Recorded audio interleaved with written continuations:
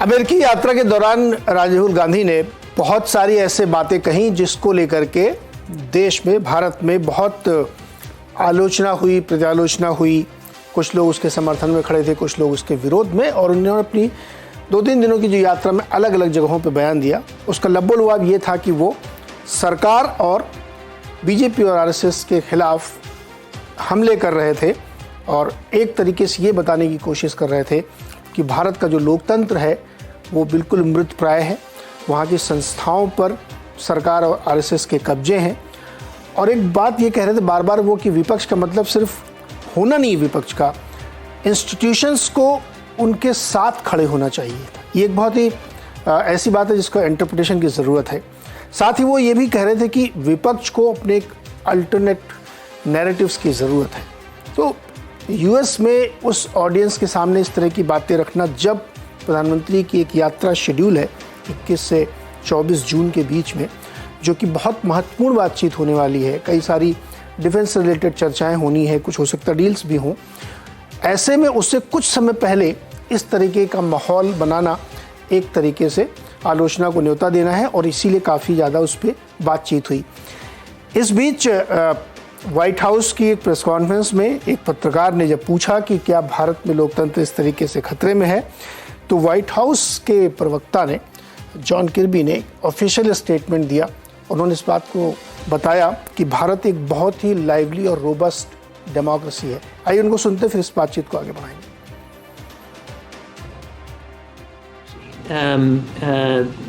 Anybody that happens to go to New Delhi can see that for themselves, and certainly I would expect that the strength and health of democratic institutions will be part of the discussion. And look, we never shy away, and you can do that with friends. You're supposed to do that with friends. You're never shy away from expressing concerns that we might have with anyone around the world. But this visit is really about advancing what is now and what we hope will be a deeper, stronger partnership and friendship going forward.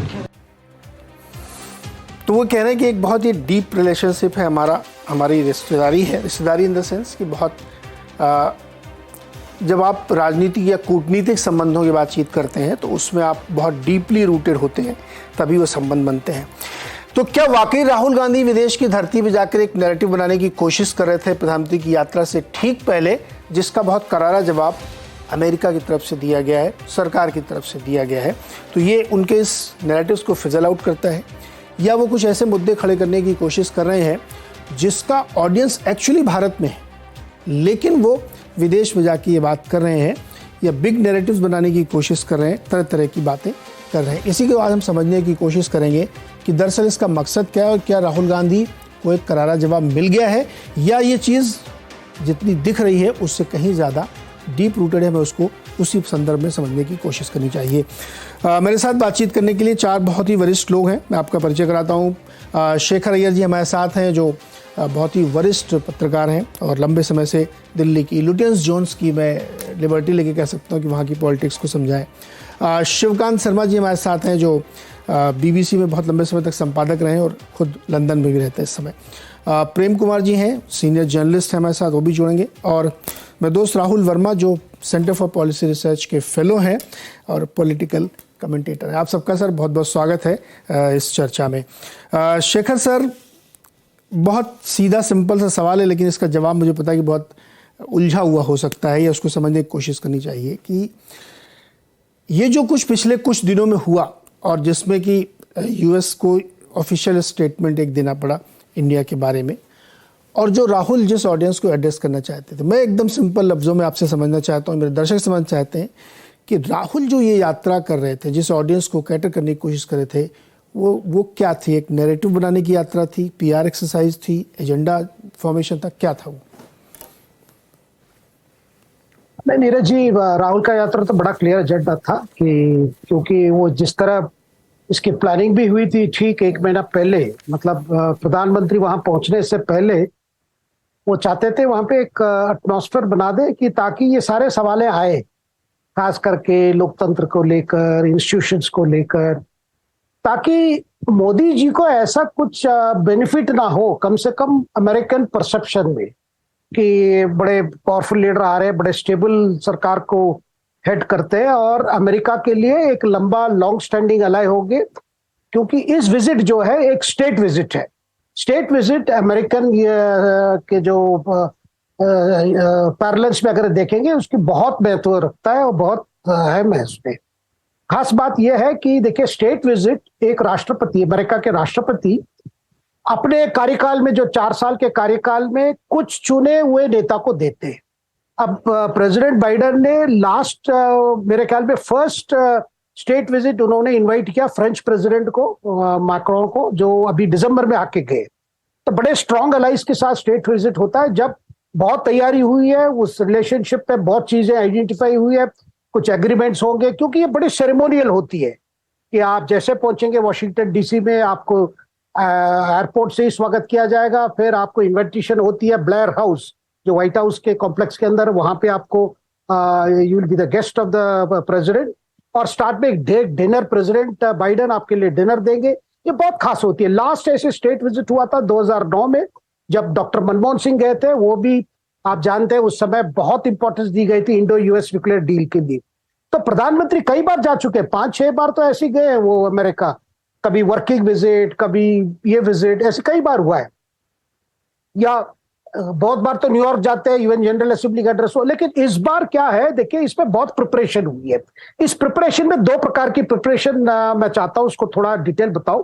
एक preparation होती है, American सरकार assess करती है मोदी जी का political क्या है, position क्या है, स्टैंडिंग क्या है, क्या इनके साथ अभी एंगेज करके, जब चुनाव है 2024 में, इनके से एंगेज करके, एग्रीमेंट करके, क्या है सरकार की स्थिति, क्या है उसकी पॉलिटिकल चैलेंजेस आगे क्या है, इसकी पूरा असेसमेंट होती है अपनी सीआईए की तरफ से, अपने स्टेट डिपार्टमेंट तरफ से, अपने बाकी एक्सपर्ट्स असेस करके फिर तय करते हैं कि ये चीजों पर हमें आगे बढ़ना है, इन चीजों पे एग्रीमेंट करना है, ये करके होती है।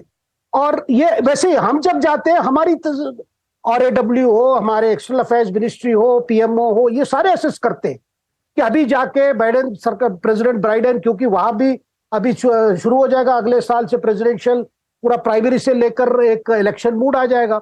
लेकिन इस बार आप देखेंगे इतनी प्रिपरेशन हुई है। देखिए, अमेरिका, सीधी सीधी बात है कि अमेरिका इंडिया को देखता है कि लॉन्ग स्टैंडिंग अलाई है, और आज जो चाइना से जो जियोपॉलिटिकल खतरा आ रहा है उसमें इंडिया के साथ मिलकर काम करना है। इंडिया का भी अपना एजेंडा है, यही एजेंडा है भाई, हम काफी टेक्नोलॉजी चाहते हैं क्योंकि हमको भी चाइना से मुकाबला करना है। और इस बार सारी अटेंशन उस पर है कि क्या अमेरिका अपने best of defence technology India को ट्रांसफर करेगा, उसकी मैन्युफैक्चरिंग यहाँ अलाउ करेंगे, और इससे दोनों देश के लिए क्या इकोनॉमिक स्पिन ऑफ्स होंगे, क्या ट्रेड ऑफ्स होंगे। उसमें सबसे टॉप में है जनरल इलेक्ट्रिक के जेट इंजन खरीदने का, क्योंकि हमारी लाइट कॉम्बैट एयरक्राफ्ट की इनके 12 की इंजन की जरूरत है, जो जेई अपनी जेट इंजन बनाता है, हम चाहते हैं कि वो इंजन हमें दे। इसके अलावा कई और भी हम आर्म्ड ड्रोन्स चाहते हैं, क्योंकि LOC या लाइन ऑफ एक्चुअल कंट्रोल हो, उस पर पूरा निगाह रखने के लिए, पूरा विजिलेंस रखने के लिए, सर्वेलेंस रखने के लिए आर्म्ड ड्रोन्स, जिसकी टेक्नोलॉजी हमारे पास अभी डेवलप नहीं हुई है। हमारे पास कई इंडिजिनस टेक्नोलॉजी है, हम चाहते हैं बहुत सोफिस्टिकेटेड टेक्नोलॉजी, जो टेक्नोलॉजी आजकल यूक्रेन यूज कर रहा है रशिया के खिलाफ, जो अमेरिका ने दिया हुआ है। तो ऐसी चीजें के लिए ये बहुत बैकग्राउंड के साथ हुआ है। इस समय जब अमेरिका असेस करता है, जब मोदी जी आ रहे हैं, उनकी पॉलिटिकल आज स्टॉक क्या है, इसका बिल्कुल इन्होंने एनालाइज किया है। कर्नाटका चुनाव का भी असर एनालाइज किया है, क्योंकि उसके बाद ही वो बुला के एग्रीमेंट करते हैं। सो सारी चीजें उसमें गई है। और ये जो ऑपोजिशन की कैंपेन लगातार रही है कि डेमोक्रेसी खतरा में है, इंस्टीट्यूशंस की कमजोरी हो रही है, सरकार विपक्ष की बात सुनती नहीं, ये सारे बातें भी, लेकिन आज इकोनॉमिक एजेंडा इतना टॉप पे है और उनको लगता है कि Modi ji is a leader we can invest with lot of agreements. ये देखिए, अमेरिका हमेशा डेमोक्रेसी तो कहते हैं, और दूसरी बात, ये बाइडेन सरकार है, ये डेमोक्रेटिक सरकार है, ये रिपब्लिकन ट्रंप की सरकार नहीं है जो तुरंत मोदी जी का वाह वाह करे, क्योंकि इनकी भी एक लोकल डोमेस्टिक पॉलिटिकल एजेंडा भी है, भाई डेमोक्रेसी के लिए आवाज उठाओ। आज भी अगर देखेंगे स्टेट जो व्हाइट हाउस स्पोक्सपर्सन की बातों में क्या कह रहे थे, डेमोक्रेसी के तो नहीं, आप दिल्ली जाइए देखिए तो चल रहा है सब ठीक है, क्या है, अगर कोई कमजोर कुछ चीजें हैं हम तो दोस्त को बता सकते हैं। तो इसका मतलब है अपनी तरफ से वो नहीं चाहते कि डोमेस्टिक पॉलिटिक्स में हम इसमें ना फंसे, क्योंकि वो भी बड़े एग्रीमेंट चाहते हैं और हम भी चाहते हैं, यही है बात। लेकिन राहुल गांधी जी का दूसरा पीड़ा है, वो चाहते हैं भाई चुनाव से पहले क्या ये अमेरिका विजिट उनके लिए फायदा दे देगा? ऑस्ट्रेलिया गए थे, वहां भी बड़ा एंडोर्समेंट हुआ, जापान में भी अच्छा हुआ, G7 में चले गए, अभी सितंबर में G20 होगा। कांग्रेस और विपक्ष के लिए यही हमेशा सोच है, भाई इससे इसको पॉलिटिकल फायदा क्या मिल जाएगा मोदी को, अगर हो सके तो हम उसको रोके, कुछ उसको कमजोर करे, कुछ उसको ये दिखाए, भाई ये कहेंगे भाई आईना दिखा रहे, इतना अच्छा नहीं है भारत, इतना कोई बड़ी तरक्की नहीं हो रही है। ये अपने पॉलिटिकल एजेंडा है क्योंकि चुनाव है।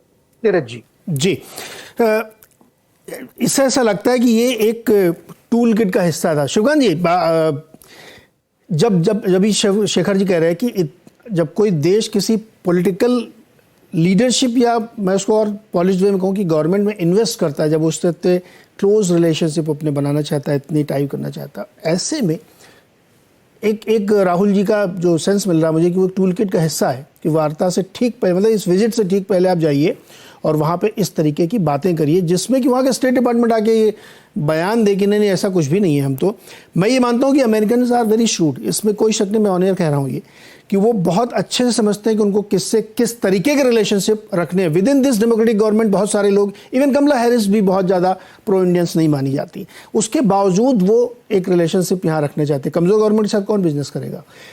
ऐसे में अपोजिशन का एक लीडर जाके इस तरह की बातें कर रहा है, आपको लगता है एक टूल किट का हिस्सा है शिवकांत जी? टूल किट या नो टूल किट, देखिए ये बुनियादी बात ये है कि जो देश की स्वदेशी राजनीति होती है, जो घर की राजनीति होती है, उसको विदेश में जाकर के आप जितना मर्जी कोशिश कर लें, चुनाव आपको घर में जीतना है। आपको अमेरिका में चुनाव नहीं जीतना है, अमेरिका की जनता कुछ नहीं कर सकती उसमें। अमेरिका के या यूरोप के नेता भारत में आकर के जो उनके घर में जो राजनीति चल रही है उस पर चर्चा नहीं करते। तो ये एक तरह से हताशा की हीन भावना की कोशिश है, लेकिन ठीक है, जो मतलब उनका एजेंडा है वो अपनी तरफ से कोशिश कर रहे हैं, ये उनका हक है कि वो आकर के सरकार की आलोचना करें, लेकिन उनको ये भी देखना चाहिए कि वो सरकार की आलोचना किन मुद्दों पे कहाँ कर रहे हैं। वो मोहब्बत की दुकान खोल रहे हैं, मुझे बड़ा अच्छा लगता है, शब्द बड़ा अच्छा कॉइन कर लिया उन्होंने सुन के, लेकिन मोहब्बत की दुकान आप नफरत के बाजार में जाकर के उसका विज्ञापन कर रहे हैं, क्योंकि जहां आप उसका विज्ञापन कर रहे हैं वहां 2022 के आंकड़े उठा के देखिए, अमेरिका में 10,530 हेट क्राइम हुए हैं, जिसमें से 64% जो हेट क्राइम हैं वो अल्पसंख्यकों और कालों के खिलाफ हैं, और 14% जो हेट क्राइम हैं वो मतलब जाति पर आधारित है, वो लिंग पर आधारित है। तो जहां गन जो वायलेंस है उससे 40,000 जहां मौतें हुई हैं, 6,000 जिसमें बच्चे मारे गए हैं, वहां आप मोहब्बत की दुकान का प्रचार कर रहे हैं। तो मतलब भारत की स्थितियां मुझे लगता है चाहे जितनी भी खराब हों, जैसे मैं ये मानता हूं कि ये गोरक्षा को लेकर के जो भारत में इन्होंने जो छेड़ा है, जिसकी वजह से लिंचिंग वगैरह हुई है, इसकी पूरी दुनिया में निंदा हुई है और निंदा होनी चाहिए। लेकिन आप तुलना करके देखें, आप कहाँ जाकर के कह रहे हैं? आप उस देश में जाकर कह रहे हैं जहां बंदूक मौलिक अधिकार माना जाता है, लेकिन औरत अपने शरीर पर मौलिक अधिकार नहीं रखती। जहां आप गर्भपात कानून के खिलाफ जो है, जहां अदालतें कैसे बनती हैं, जहां जज जब चुने जाते हैं तो वो राजनीतिक आधार पर चुने जाते हैं, सर्वोच्च न्यायालय के जज भी विचारधारा के आधार पर चुने जाते हैं, वहां आप अपनी न्यायपालिका पर सवाल उठा रहे हैं। वहां जाकर के आप अपने जो है लॉ एंड ऑर्डर पे सवाल उठा रहे हैं, जहां लॉ एंड ऑर्डर की यह हालत है। चुनाव आयोग पे सवाल उठा रहे हैं, जहां मतलब अमेरिका में हालत ये है, जो 50 जो राज्य हैं उनमें से करीब करीब 25 या 26 राज्य ऐसे हो गए हैं जहां कालों को जो है वो ढंग से मतदान नहीं करने दिया जाएगा। पूरी कोशिशें चल रही हैं कि लोग अपना वोट न डाल सकें, ऐसे लोग जिनको वहां की सरकारें नहीं चाहती। तो वहां जाकर के आप क्या वकालत कर रहे हैं? तो ये तो मतलब एक गलत, आप नफरत की दुकान पे, नफरत के बाजार में मोहब्बत की दुकान बेच रहे हैं। ये अपने आप में हास्यास्पद है, लेकिन ठीक है, ये उनका अपना हक है, वो कर रहे हैं। इससे कोई फर्क नहीं पड़ने वाला, क्योंकि सरकार जो है वो सरकार के साथ डील करती है। बाइडेन सरकार को चाहे मोदी सरकार कैसी भी हो, उसी से डील करना है। अब वो राहुल गांधी से तो डील नहीं कर सकती, और वो तो इस वक्त सांसद भी नहीं है, उनकी उस तरह से कोई हैसियत भी नहीं है। कांग्रेस पार्टी जरूर एक बड़ी विपक्षी पार्टी है, तो ये सब सोच करके उनको इस तरह की बातें करनी चाहिए, और इसका कोई बहुत ज्यादा मुझे नहीं लगता असर पड़ेगा। ये इस वक्त बड़ा हास्यास्पद लगता है। जी, प्रेम कुमार जी, जब इसका कोई बहुत असर होने की संभावना नहीं दिख रही है और ऐसा लगता है कि ये बातें सिर्फ एक